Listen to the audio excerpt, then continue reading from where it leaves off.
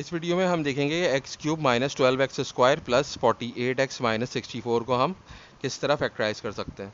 तो इसके लिए हम अलजेब्राइक आइडेंटिटी यूज़ करेंगे जो कि है a cube minus 3a² b plus 3ab² minus b cube which is equal to a minus b the whole cube.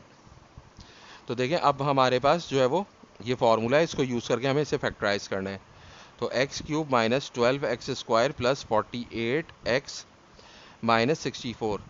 तो इसमें देखें हमें क्या देखना होता है सबसे पहले कि जो फर्स्ट टर्म है वो क्यूब की फॉर्म में होनी चाहिए, क्योंकि यहाँ पे ए क्यूब है तो यहाँ पे भी क्यूब वाली फॉर्म होनी चाहिए। तो हम देख सकते हैं यहाँ पे एक्स क्यूब है तो ए की जगह पे यानी कि एक्स है, और इसी तरीके से बी क्यूब है लास्ट में माइनस बी क्यूब है, यहाँ पे माइनस 64 है तो बी क्यूब वाली फॉर्म होनी चाहिए। तो ये जो है वो हमें पता है कि 64 जो है वो 4 का क्यूब होता है, तो बी की जगह पे हमारे पास 4 आ सकता है।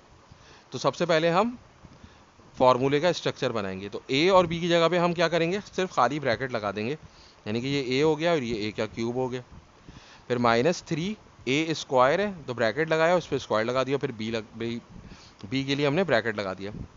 फिर प्लस 3ab है तो 3 ए की जगह ब्रैकेट और बी की जगह भी ब्रैकेट और उसके ऊपर स्क्वायर।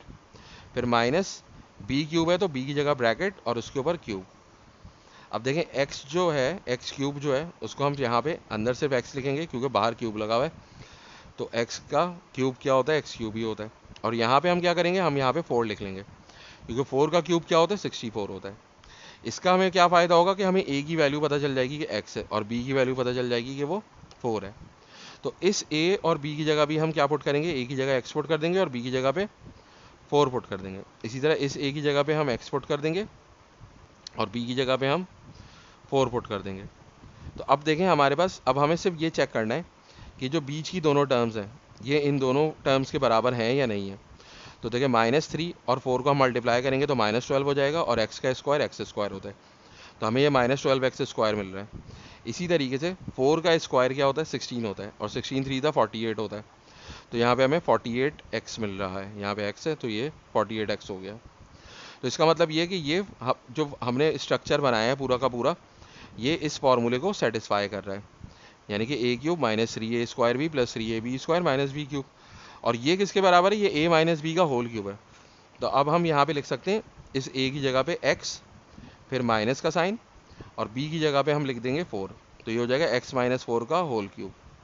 तो ये जो पूरी एक्सप्रेशन थी ये फैक्टराइज हो गई है और हमारे पास क्या आ रहा है, x माइनस 4 का होल क्यूब। तो इस अलजेब्राइक आइडेंटिटी को यूज़ करके हम क्यूबिक एक्सप्रेशन की जो है वो फैक्टराइजेशन कर सकते हैं।